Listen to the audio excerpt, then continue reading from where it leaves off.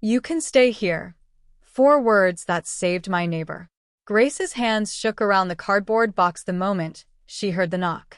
It was a warm Saturday morning in a quiet neighborhood outside Nashville, and somehow, she already knew who was on the other side of that door.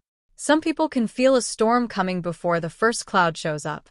Grace felt one standing on her porch.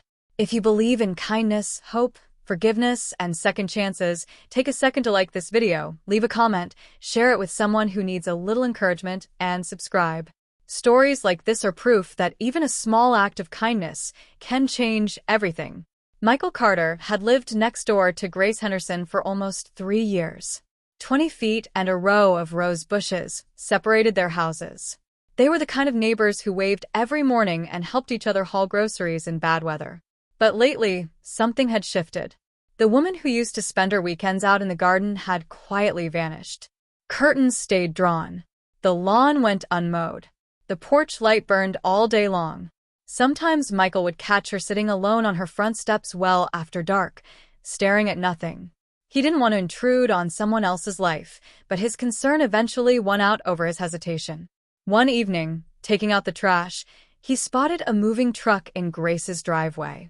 2 men were loading furniture into the back. His stomach dropped. The next morning, he found her standing among half-packed boxes, eyes hollow from what looked like weeks without real sleep. That's when he learned the whole story. The small marketing firm Grace worked for had shut down without warning. Her savings ran out while she searched for new work. Medical bills from her late mother's illness kept piling up. Month after month, she fell further behind, until the house she'd spent years turning into a home was gone. She tried to explain it all calmly, but her voice kept cracking. Michael went home that night carrying a weight he couldn't put down. His own life wasn't exactly easy. Long hours repairing HVAC systems, leftover debt from a hard divorce, a spare room that had become a dumping ground for old furniture, and things he couldn't quite let go of. But he couldn't stop picturing Grace packing her life into boxes. The next morning, before he could talk himself out of it, he walked next door. Standing beside her moving truck, surrounded by uncertainty, she looked up, and he offered something that surprised even him. He told her she could stay at his place for as long as she needed. She just stared at him for a moment. Then her answer brought him to tears. She told him, quietly, that no one had said something like that to her in a long time. Friends had stopped calling. Family lived far away. Every unanswered application and ignored email had convinced her she was completely on her own. Then she admitted something harder.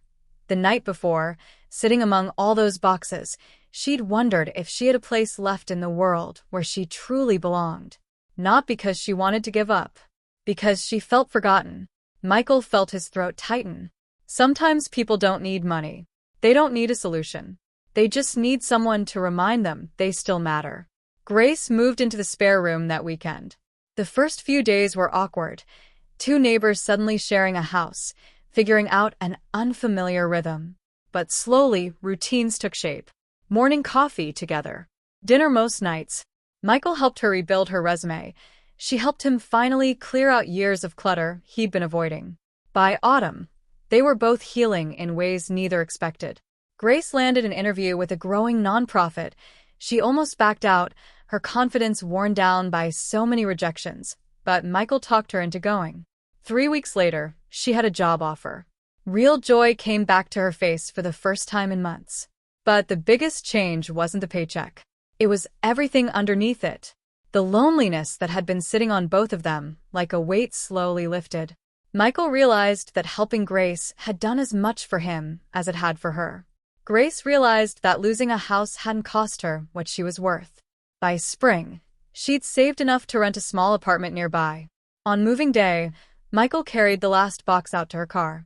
Neither of them said much. Some goodbyes are hard because the person has become family. If this story is speaking to you, I'd love to hear from you. Tell us in the comments about a time someone showed you unexpected kindness. Your story might be exactly what someone else needs to read today. Before she drove off, Grace handed Michael a framed photo of their 2 houses, taken the winter before. Underneath it, a handwritten note. Home isn't a building.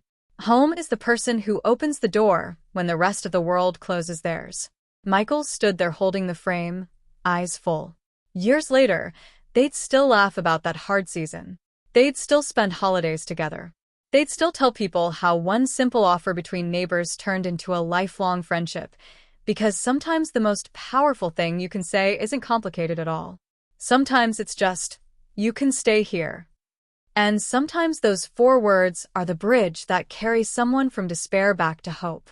If this story touched you, like the video, share it with someone you care about, and subscribe for more.